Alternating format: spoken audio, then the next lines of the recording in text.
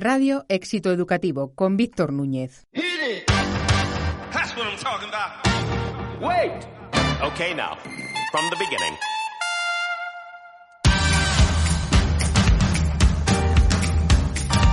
Bienvenidos al programa número 39 de Radio Éxito Educativo, el podcast de los que deciden en la educación. En este primer capítulo de 2023 y tras las vacaciones navideñas, empezamos con fuerza con la entrevista a Enrique Osorio, vicepresidente de la Comunidad de Madrid y consejero de Educación en el gobierno presidido por Isabel Díaz Ayuso. Sentamos en nuestro pupitre digital a la mano derecha de la presidenta autonómica más mediática para hacer repaso a la legislatura que encara su recta final y a las cuestiones más candentes de la educación nacional y madrileña.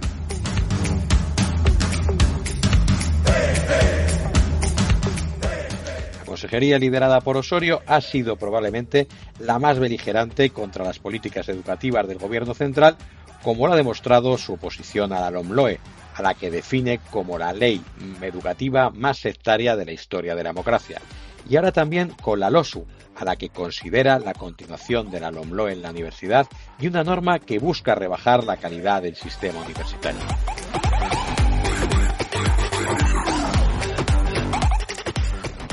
Pero antes de la entrevista del pupitre digital, contaremos con la sección Desde el Estrado, del profesor y periodista Luis Miguel Belda, que en esta ocasión pondrá la lupa a la implementación de la LOMLOE en este primer año de su puesta en marcha.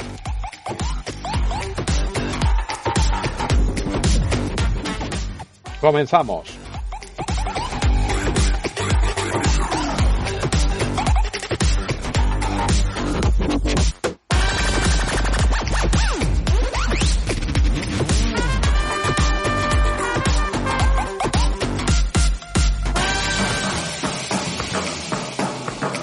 Desde el Estrado, una visión global de la educación con Luis Miguel Belda.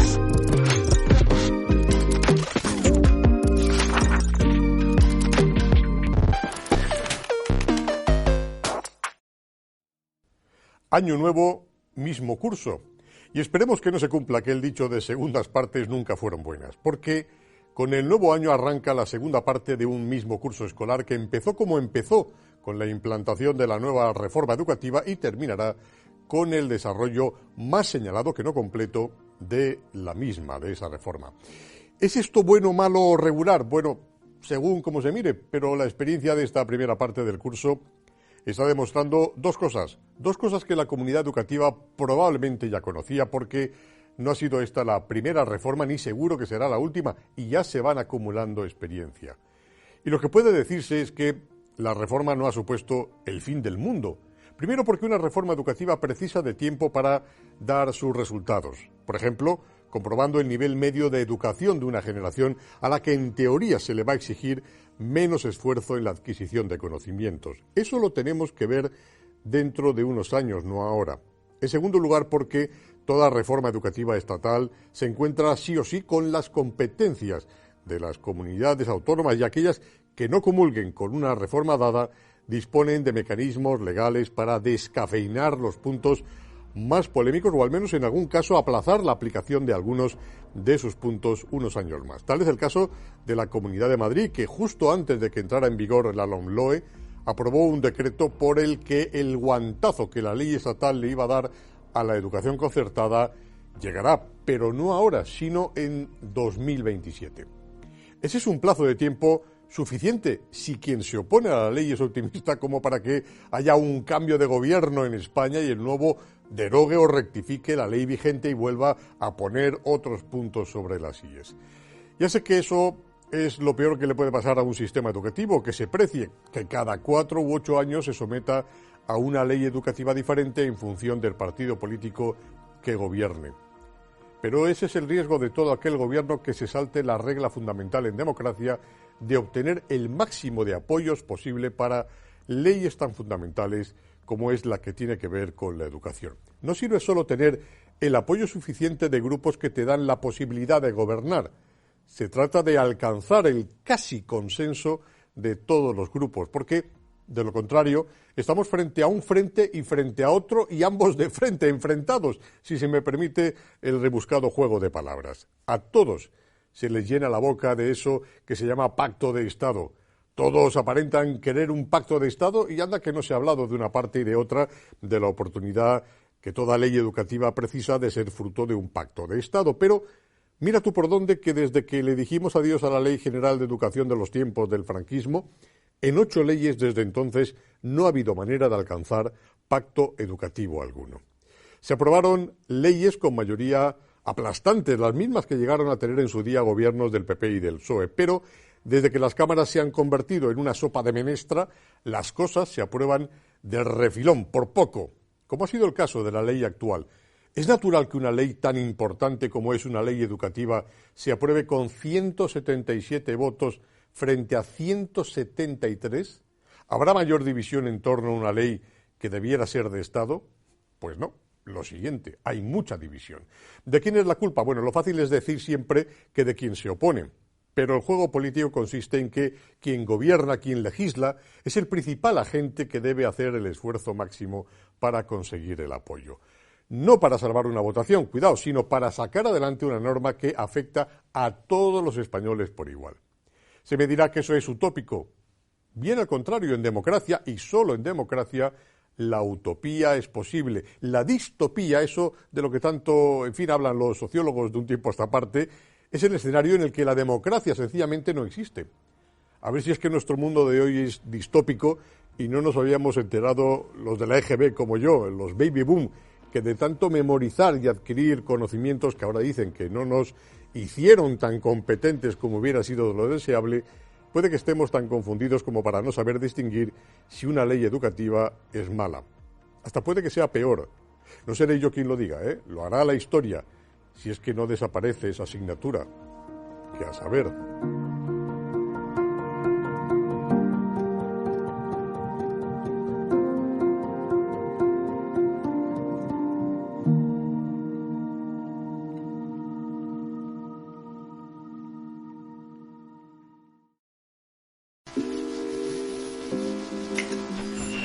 El pupitre digital.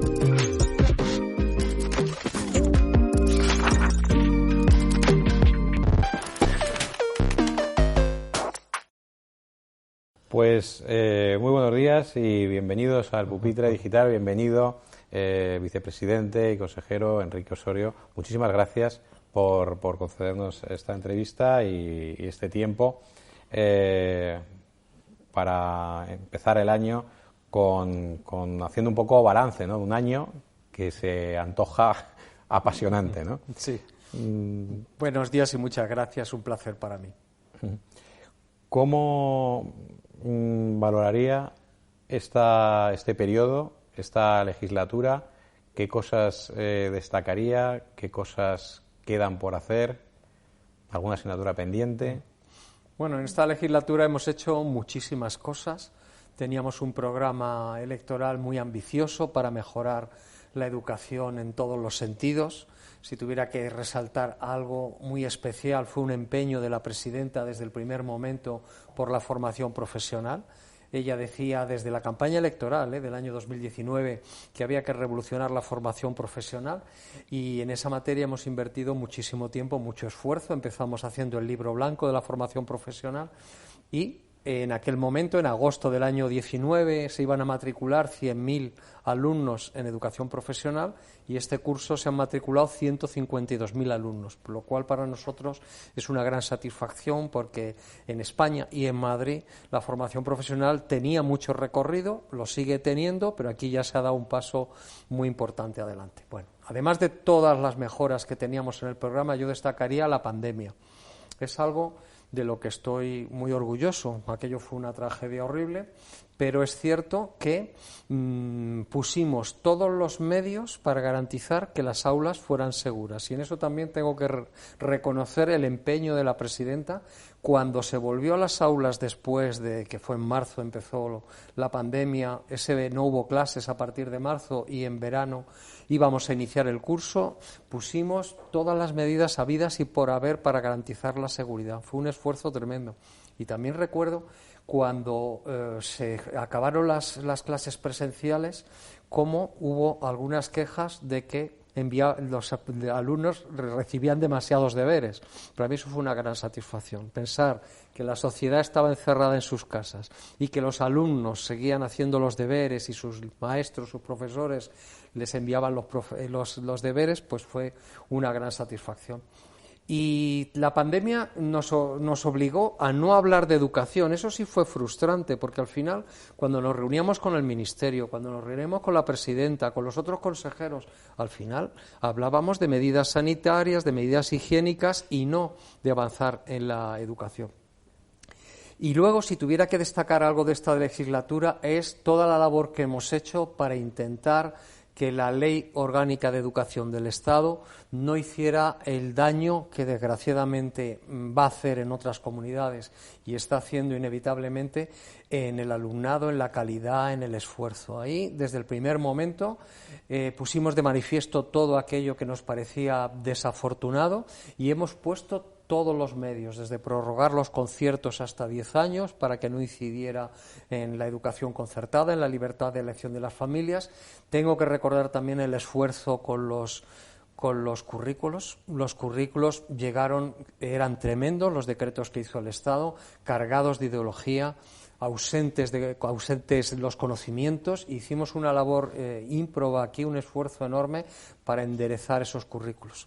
Sí que ha sido una legislatura realmente apasionante. ¿Se ha quedado algo en el tintero, alguna asignatura pendiente? No, realmente cuando hacemos balance del programa electoral, todas las medidas las hemos puesto en marcha. No podría recordar ahora mismo nada, únicamente como consecuencia de que no hemos tenido el apoyo de Vox para el presupuesto. El presupuesto 2023 pues tenía muchos avances en materia educativa. La Consejería de Educación crecía un 9%. Y, por tanto, podíamos hacer muchas cosas y ahora, desgraciadamente, esas cosas han quedado comprometidas. Así que, si tuviera que decir una espina clavada, pues podría ser esa. Ha comenzado con la formación profesional, que efectivamente se ha convertido, por fin, ¿no? en ya no una estrella emergente, sino una realidad pues muy importante, sobre todo yo creo que por parte de las administraciones. Creo que se ha hecho un esfuerzo bastante grande. Sin embargo, pues desde los sindicatos o desde la oposición se ha acusado bastante a la Comunidad de Madrid de que no ha puesto suficientes plazas, profesores, recursos en general. ¿Cuál es la realidad y cuáles, digamos, las medidas que ha puesto? Porque es verdad que ha habido un incremento de la demanda muy alto, ¿no?, en los últimos años. Pues la realidad es que somos la comunidad que más plazas públicas de formación profesional ha creado en estos años. Hasta ahora habíamos creado 15.000 y para el curso 2022-2023 hemos creado 10.000 más. Luego hemos creado 25.000 plazas más. Solo para este curso 22-23 hemos contratado 600 profesores más.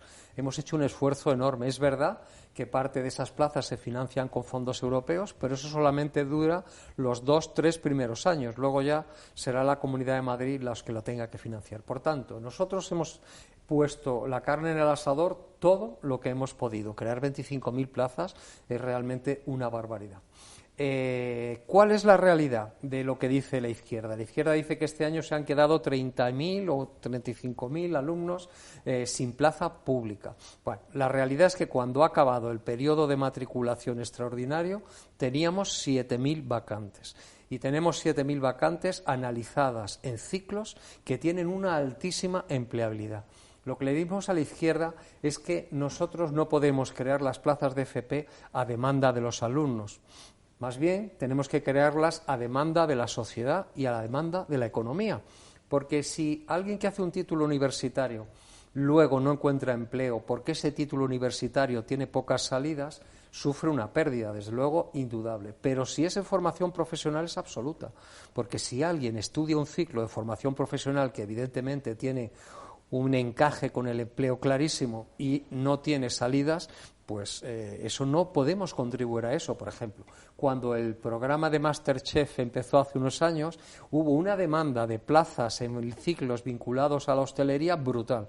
Hubiésemos tenido que construir, no sé si exagero, 30 institutos para absorber toda esa demanda. Pero esa demanda Podríamos haber hecho ese gasto inmenso, pero luego no hubiese servido porque en la economía no había esas plazas vacantes. Por tanto, nosotros tenemos que ofertar vacantes en función de la empleabilidad. Y, como digo, es una exageración. Nosotros hemos puesto el máximo esfuerzo, hemos creado plazas y ahora, cuando ha acabado el periodo extraordinario, había 7.000 plazas vacantes. Y luego otra cosa que hemos hecho es crear unas nuevas becas de formación profesional de grado medio, no existían, y por primera vez en este curso 22-23 las hemos creado y hemos incrementado el importe y el número de las becas de FP de grado superior. O sea, que hemos actuado en los dos frentes. Por una parte, en las públicas hemos creado esas plazas y en las privadas hemos dado becas para que puedan ir las familias que lo deseen a los centros privados. Y los centros que todavía tenían una formación profesional concertada, ¿cuál va a ser su horizonte? Pues esos los hemos mantenido. En la Comunidad de Madrid, en un momento determinado, se decidió, en el año 2012, cuando la crisis económica, que en FP de grado superior iban a ser todo a base de becas, ¿no? Fue una decisión de la Comunidad de Madrid, pero hubo una sentencia judicial que no por un problema de fondo, sino por un problema de forma, que eso sucede desgraciadamente mucho en la Administración, porque el expediente no había cubierto un determinado trámite. En concreto era porque se decía que no se había justificado el problema económico, cuando estábamos en una crisis económica que del año 2012 al año 2013 el presupuesto de ingresos de la Comunidad de Madrid bajó en 1.200 millones y el de gastos en 2.400, y se dijo, el tribunal dijo, hay que respetarlo, que no se había justificado que había un problema económico. Lo que hicimos con esos centros es mantenerlos. Eran 11 centros los que ganaron esa sentencia y hemos mantenido esos centros. También han entrado grupos internacionales, grandes grupos, algunos que han venido también de otras partes de España y están creciendo en la FP madrileña. Desde la oposición, ¿no? y de la marea verdes y estos movimientos también que salen de la escuela pública o que de una parte de la escuela pública, pues se ha acusado al gobierno de Isabel Díaz Ayuso, a su gobierno, de favorecer a los centros privados y, bueno, porque estamos hablando de formación profesional, empezamos un poco por la formación profesional, pero ya digamos que nos sirve un poco para que también nos dé esa visión, ¿no? que lo han, digamos, defendido, ¿no? La idea de que en la Comunidad de Madrid conviven los tres modelos, pero en el caso de quizá de la formación profesional, porque han irrumpido, digamos, otros grupos que no eran, digamos, los grupos de colegios, ¿no? tradicionales. Si quiere, puede empezar un poco por la FP privada, ¿no? y las becas, y ya pues hablamos un poco del modelo, o mejor dicho, de la convivencia de los tres modelos. Nosotros lo que queremos es la convivencia de los tres modelos. Nosotros lo que queremos favorecer son a las familias que decidan libremente si quieren ir a la pública, si quieren ir a la concertada o quieren ir a la privada. Ese es el modelo que tenemos nosotros. Yo creo que es un modelo clarísimo y sostener en el siglo XXI otras posiciones me parece que es como prehistórico. Entonces, nosotros lo tenemos claro. Y nosotros vemos que sí es verdad que hay mucho interés en empresas privadas por la formación profesional.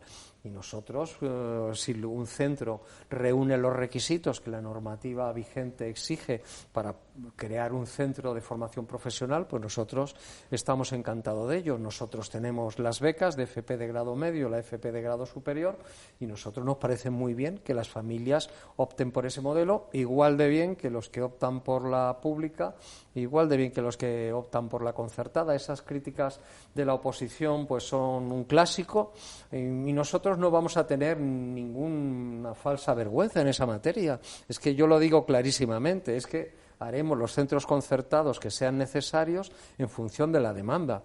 Y ya está. Yo creo que tener complejos en esa materia es ridículo en el siglo XXI y nuestra posición ahí es clarísima. Y hablando de educación concertada, bueno, esta misma semana pues también lo vinculamos un poco también, y para la opinión he hablado de la adaptación de los currículums de la LOMLOE, Baleares ha dicho que va a retirar los conciertos a los centros de educación diferenciada. Sí. ¿Cuál es la visión de la Comunidad de Madrid respecto a estos centros que son concertados? Y bueno, y ya pues también ponemos el balón, ¿no?, para hablar de la LOMLOE y aparte de la adaptación curricular. La Comunidad de Madrid ha sido de las más beligerantes contra la LOMLOE. ¿Cómo la hubiera, si hubiera sido ministro de Educación, cómo la hubiera enfocado? ¿Qué cosas echa en falta? ¿Hay algo positivo dentro de la LOMLOE?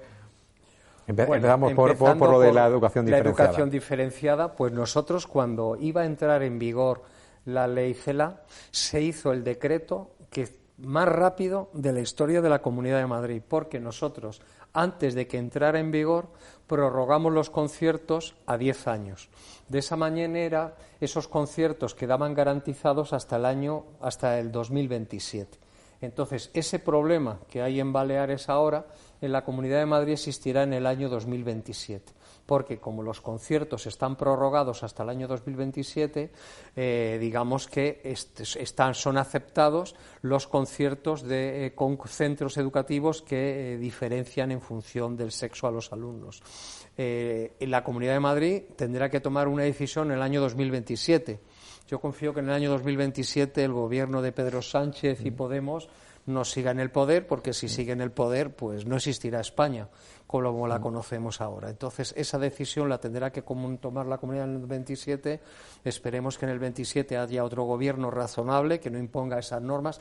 Esa regla, además, es inconstitucional. El Constitucional se ha pronunciado muchas veces diciendo que que no van contra la igualdad los colegios que diferencian por sexo y, por tanto, nuestra posición es favorable a que las familias que quieran libremente llevar a sus hijos porque consideren que esa educación es mejor. De hecho, esa educación en países como en Inglaterra, en Estados Unidos, en Corea, en Japón, está establecida con normalidad. Si es que en España tenemos una izquierda que es troglodita, o sea, que es que no está en el siglo XX, es que está antes del siglo XX, es realmente lamentable. Y luego la LOMLOE, pues sinceramente no le veo ninguna ventaja. Tiene un enfoque más competencial, que es evidente, es decir, los alumnos tienen que desarrollar también las competencias, no todo es el conocimiento sirve para luego ser competente, pero no se puede diferenciar la competencia del conocimiento. La LOMLOE lo que plantea es una especie de engaño, como un mensaje a los alumnos diciéndole: no te preocupes, tú no te esfuerces, la memoria no sirve para nada, tú vas a ser competente sin conocer, y eso es imposible. Primero hay conocimientos, te esfuerzas en adquirir esos conocimientos y luego tienes que adquirir competencias. Eso es evidente y esa parte es positiva. Pero, como digo, hay un engaño al alumnado como haciéndoles ver que van a ser competentes sin los conocimientos. Y luego la LOMLOE tiene un problema en relación también con la concertada porque tiene muchas medidas contrarias a la libertad de elección. Por ejemplo, quita la demanda social del texto de la ley,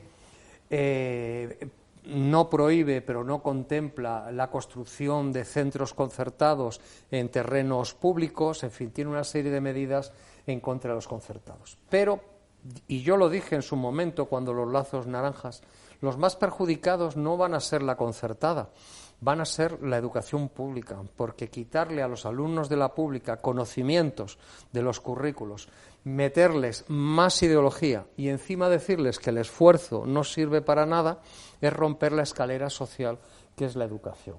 Así que nosotros, como digo, hemos intentado a través de la ley maestra de libertad de elección educativa contrarrestar a través del recurso que hemos puesto al Tribunal Supremo contra el decreto de bachillerato, a través de los decretos de currículos que los hemos reformado totalmente, a través de nuestra reunión con los libreros para que hicieran unos libros no con esa carga ideológica que tenían los decretos de desarrollo de la LOMLOE, ¿no?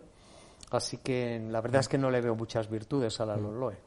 Y si en diciembre de 2023, si no antes, hay unas elecciones y se conforma un gobierno con Núñez Feijóo y le nombran a usted ministro de Educación, ¿Cómo conseguiría el añorado pacto educativo? ¿Qué es lo primero que intentaría para conseguir el pacto que no ha sido posible en todos estos años de democracia? Sinceramente, yo antes de ser consejero de Educación pensaba que era posible. Desde que llevo aquí casi 4 años lo veo absolutamente imposible, porque la izquierda no lo va a querer nunca, porque la izquierda hace bandera de la educación y ellos quieren una sociedad fácil de convencer. Ellos quieren una sociedad, una juventud que no sea crítica, una juventud que le das una paguilla de 200 euros para el súper y te vota. Ellos quieren esa juventud y, por tanto, ellos nunca van a renunciar a eso. Ellos saben que la educación es la mejor escalera social y ellos no quieren una juventud crítica que no se deje comprar por una subvención de 400 euros para comprar videojuegos. Por tanto, ellos no van a querer nunca, y pongo pruebas encima de la mesa. Cuando el Partido Popular tenía mayoría absoluta en el Congreso y en el Senado, aprobó la LOMCE. Y teniendo esa mayoría absoluta, al ponerla en vigor, las partes, digamos, que eran más contestadas por la izquierda, mediante un Real Decreto Ley, las dejó en suspenso para intentar llegar a ese acuerdo. ¿Cómo pagó la izquierda ese gesto del Partido Popular? Tramitando la LOMLOE en un tiempo récord, durante la pandemia, sin aceptar ni una enmienda del Partido Popular, sin que comparecieran expertos en el Congreso y en el Senado. En el Senado me acuerdo que en 7 días se despacharon 1000 enmiendas. Ese fue el pago. La izquierda nunca va a aceptar un pacto educativo. Y cuando el Partido Popular gobierne, tiene que derogar la LOMLOE, porque la LOMLOE es realmente horrorosa. Es tan horrorosa que es imposible hacer algo con ella, pero yo lo siento muchísimo por los docentes y por las familias, porque no puede ser que cuando haya alternancia en el poder se cambie la ley orgánica de educación. No puede ser, es terrible. El único país del ámbito europeo que tiene tantas leyes en los 40 años. Es así, pero es que la izquierda no va a ceder en este asunto. Para ellos es absolutamente fundamental. Y he puesto ese ejemplo.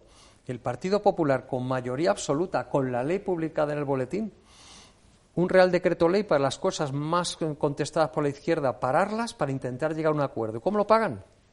Aprobando la LOMLOE, que es la ley más sectaria educativa de la historia de la democracia. Es que es imposible. O cambia la izquierda española, que ojalá. La única manera es que dejen esa radicalidad que tienen actualmente, ¿no? Otro de los temas ahora de actualidad, porque bueno, esta misma semana pues se ha promovido una iniciativa de solicitud de firmas, ¿no?, de recogida de firmas por parte de la patronal, sobre todo acá, respecto a la educación infantil. La solicitud, digamos, es que se cuente con la red de centros privados para la gratuidad de la educación infantil. ¿En qué momento está? ¿Ha habido unas reuniones con la consejería? ¿Se va a contar con la red infantil de centros privados? Hay una gran preocupación porque los centros las escuelas infantiles viven la tormenta perfectísima, ¿no? O sea, el cierre que hubo con la pandemia, que cerraron muchas escuelas infantiles, se encuentran también con una bajada de la natalidad, también pues también el paro hace que muchas veces pues las familias pues no escolaricen en esa etapa de 0-3, en fin, y bueno, pues la iniciativa, digamos, de promover a través ya de los centros públicos el 0-3, pues digamos que ha caído entre las escuelas infantiles pues con mucha preocupación. ¿Cuál es ahora mismo la posición de la Comunidad de Madrid, o qué solución cree que es posible, ¿no?, para que esa convivencia, ¿no?, entre los modelos pues siga siendo fructífera? A nosotros nos gusta la convivencia entre los modelos. Sentimos mucho lo que pasó en la pandemia, entendimos que las escuelas infantiles privadas sufrieron mucho y, de hecho, pusimos en vigor una línea de subvenciones para intentar, en la medida de lo posible, en fin, aportar un grano de arena al gran problema que tenían. Han venido fondos europeos y en el Ministerio, en las reuniones que hemos tenido en el Ministerio, lo que nosotros hemos defendido es que esos fondos pudieran ir a la pública, a la privada o a la concertada de 0-3. Y el Ministerio ha estado inasequible al desaliento. Primero dijeron que no, que solo a la pública, luego dijeron que lo iban a consultar con Europa y en la última conferencia sectorial, que fue hace 10 días o 15 días, ya dijeron que no, que iban solo a la pública, como dijeron desde el principio. Lo que pasa es que nos dijeron que lo iban a consultar con la Unión Europea. Entonces nosotros, pues desde luego que si ese dinero, que a Madrid vinieron 50 millones de euros, lo hubiésemos invertido de otra manera, pero no podíamos gastarlo más que en la pública y no podíamos renunciar a esos 50 millones. Nos imaginamos la noticia que dijera que la Unión Europea le daba a Madrid 50 millones para plazas de 0 a 3 y que dijera, no, nosotros no. Hemos tenido que utilizarlos y los hemos utilizado en la pública, pues no teníamos otro remedio. Y entonces lo que hemos creado es, vamos a crear 5.400 plazas y lo hemos hecho una parte en los CEIP, que no había 0,3, pues estamos haciendo aulas que había en los CEIP, convirtiéndolas a 0,3. ¿Por qué hemos hecho eso? Porque como había que hacerlo en poco tiempo, era imposible construir escuelas con esos 50 millones. Entonces, por una parte, como digo, este año tenemos 2.000 plazas más en CEIP de 0 a 3, y por otra parte estamos construyendo 5 escuelas infantiles en Madrid capital con más plazas. Y eso es lo que hemos tenido que hacer. Al final, en 3 años, habremos creado 5.400 plazas, insisto, porque el Ministerio nos ha exigido que fueran plazas públicas. Pero, por otra, el año pasado, para este curso, las becas que tenemos de 0 a 3 hemos incrementado el importe. Las teníamos en 100 euros y este curso están en 133. Eso para las familias con menos recursos estaba en 160 y este curso en 213. Y en el presupuesto que teníamos para el año 2023, esos 133 euros pasaban a 177 y para las familias con menos recursos, los 213 pasaban a 283.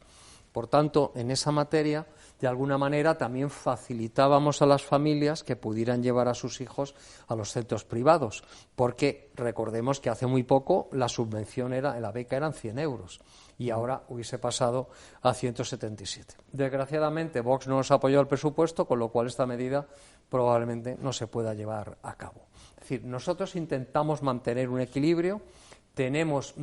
Ha subido bastante, gracias a Dios, el porcentaje de escolarización 0,3, bajó con la pandemia, pero ahora ya estamos en el 54%.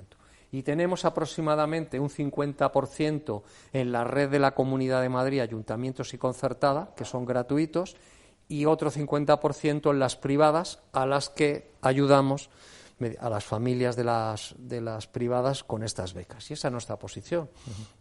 Pues por tocar la última, o sea, la otra gran parte, ¿no? Porque esta consejería es de educación y también de universidades. El ministerio pues se separó y ahora tenemos un ministerio de educación y un ministerio de formación profesional y de universidades. Me gustaría que también, lógicamente, habláramos de universidad. La LOSU está ahí, están ahí los borradores. Ya la Comunidad de Madrid ha manifestado pues su malestar. ¿Cómo lo ves? Pues estamos en lo mismo, es la continuación de la LOSLOE. Si tenemos una LOSLOE para la educación no universitaria, pues tenemos que tener una LOSU para la educación universitaria. Es una norma que también quiere rebajar la calidad del sistema educativo universitario, y pongamos como ejemplo el tema de que ya los rectores no tengan que ser catedráticos, lo cual puede abrir la puerta a que en algún momento veamos a Pablo Iglesias o a Junqueras de rectores de alguna universidad. Tiene despropósitos como el tema de la huelga. En el proyecto inicial se intentaban por lo menos defender los derechos de los demás alumnos, y en las enmiendas eso ha desaparecido. Los alumnos pueden opinar de muchísimas cosas que pensamos que no tienen sentido, por ejemplo, del plan de estudios. Pero si yo voy de alumno a la universidad, ¿cómo voy a opinar yo del plan de estudios, de lo que voy a aprender? Es realmente ridículo. Y encima el trámite en las enmiendas, lo que han hecho caso es a las enmiendas de Izquierda Republicana de Cataluña, con temas de las lenguas cooficiales. Dan más dinero en función de las lenguas cooficiales para darle más dinero a los de siempre.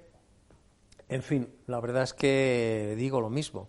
No arregla ninguno de los problemas de la universidad, no va a hacer que la universidad avance en la investigación y en la transferencia del conocimiento de la universidad a las empresas y crea problemas porque vuelve a ideologizar las universidades. El ministro es de Podemos y, por tanto, a ellos los que les gusta es un ambiente político, ideologizado, asambleario en las universidades, que a nosotros no nos gusta nada. Y encima, como digo, han atendido las reivindicaciones de las comunidades autónomas, en este caso de Cataluña y del País Vasco, y la ANECA, que era el sistema de evaluación del profesorado a nivel nacional, pues ya lo disgregan entre las comunidades autónomas. Por tanto, la verdad es que no nos gusta, no resuelve ninguno de los problemas.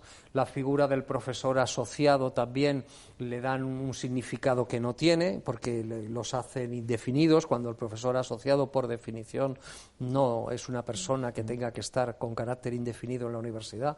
Lo que obliga es que las universidades, cuando tengan que prescindir de sus servicios, tengan que pagarles una indemnización. En la universidad hay muchas personas que están vinculados a proyectos con fondos europeos y, por tanto, su relación laboral lo que tiene sentido es que sea mientras se reciben esos fondos, no después, porque no tiene sentido. O sea, no arregla ninguno de los problemas y baja la calidad y siembra de ideología a la universidad. Ricardo Díaz, hace poco en el Congreso de Escuelas de Negocios, el Congreso Internacional de Escuelas de Negocios, pues la inauguración recordaba pues que en Madrid hay un sistema universitario pues muy potente, donde conviven las universidades públicas y privadas, ya lo he escuchado en varias intervenciones, pues que ciudades como Londres, como incluso Lisboa, ¿no?, que tenemos más cerquita, pues que tienen muchas más universidades en ciudades que son homologables, porque son europeas, incluso por tamaño más pequeñas. Entonces,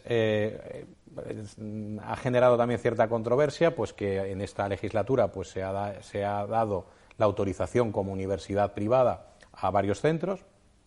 ¿Cuál es el modelo? Si continúan en la próxima legislatura, ¿se va a seguir apostando? ¿Cree que hay espacio para nuevos centros universitarios, para más universidades? Y luego otro tema que creo que es muy interesante es Madrid como un gran hub, España en general y Madrid en particular como un gran hub de un polo de atracción de estudiantes universitarios, que ya lo es, pero también ahora se pretende que sea de escuelas de negocio, de formación profesional y también de colegios, incluso, que están en procesos de internacionalización.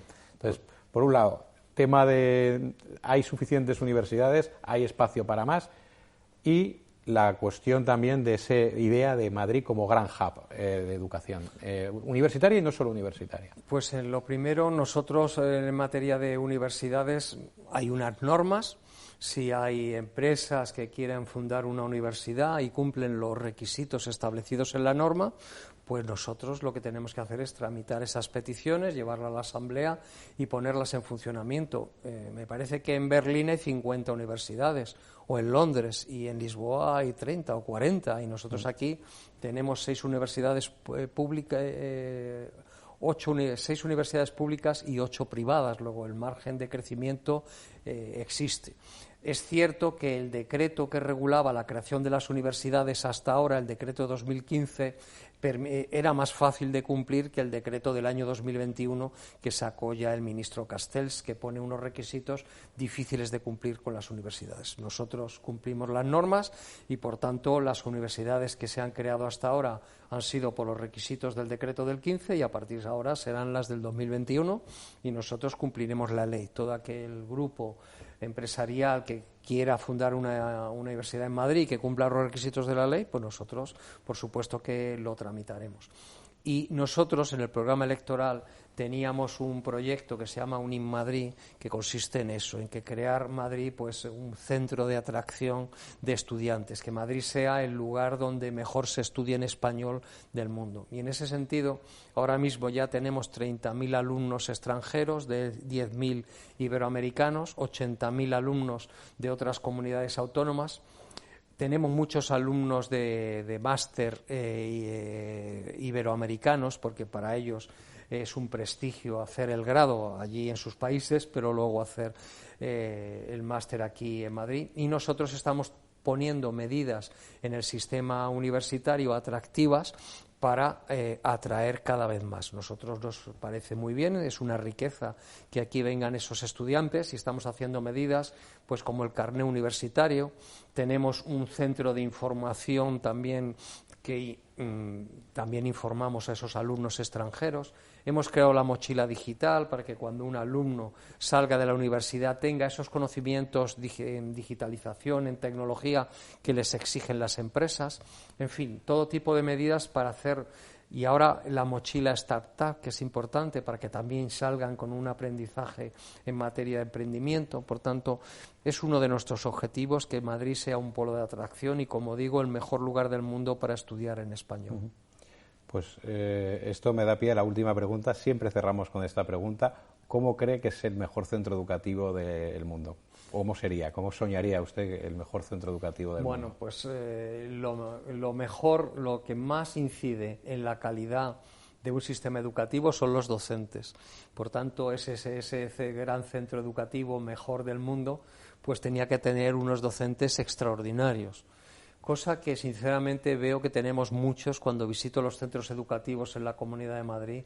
Veo docentes realmente que tienen una conciencia y que están involucrados en la educación. Sinceramente lo paso muy bien en las visitas que hago a los centros por estar con los alumnos y con estar con esos docentes tan involucrados. Por tanto, ese centro tendría que tener docentes de altísima calidad y ese era uno de los objetivos de nuestro programa electoral, como hemos comentado al principio, el crear un gran instituto de formación. Ya había una buena formación del profesorado en la Comunidad de Madrid, pero hemos creado un instituto para que todavía sea mejor. Hemos creado el MIR educativo para que el docente que aprueba las oposiciones antes de estar con los alumnos pues tenga un aprendizaje con unos tutores. Hemos hecho una gran apuesta por la mejora de la formación del profesorado, así que, y luego también ese instituto, ese gran centro tendría que tener unas instalaciones adecuadas y también eso ha sido una lucha, esto ya que no lo hemos dicho, durante estos 4 años para construir cada vez más centros, que es complicado porque construir centros tienes que tener el dinero y además luego las obras son las obras, tienen sus incidencias, tienes que sacarlo a licitación, es un proceso muy largo, pero he tenido la ayuda de la presidenta y siempre que le he pedido más recursos en el presupuesto para hacer más centros, pues los he tenido. Por ejemplo, pedimos al Ministerio que con los fondos europeos pudiéramos mejorar, porque tenemos muchos edificios de colegios y de institutos que son antiguos, de los años 60, de los años 70, y ahí podríamos mejorar muchas cosas. O sea, también hay que mejorar, además de que el profesorado sea excelente, los edificios, ¿no? Y también el tema deportivo, que ha sido otro tema. Pusimos la tercera hora de educación física en los centros, ¿no? Y es también ese centro extraordinario también tendría que tener esa parte deportiva desarrollada, ¿no? Pues muchísimas gracias por acompañarnos en el Pupitre Digital y, como siempre, también deseamos a todos nuestros protagonistas pues muchos éxitos educativos. Muchas gracias. Será bueno para nosotros y para la sociedad. Muchas gracias. Gracias.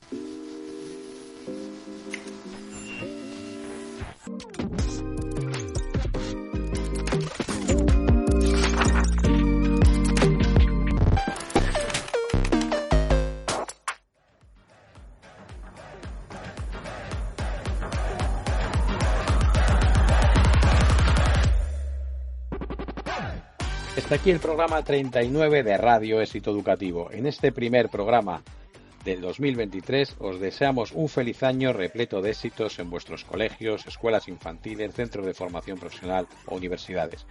Un saludo de Víctor Núñez y nuestro agradecimiento al equipo técnico de los estudios de Cefudima, liderado por Raúl Pérez Salvador y Mar de los Santos. Y por supuesto a nuestros patrocinadores, el propio grupo Cefudima y a School Market, primera agencia de marketing educativo en España.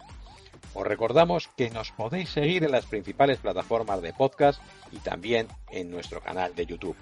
No olvidéis suscribiros y darle al like si no queréis perderos ninguna novedad y además mostrarnos así vuestro apoyo al programa. Muchas gracias, muchos éxitos, mucha fuerza y educación de calidad para todos.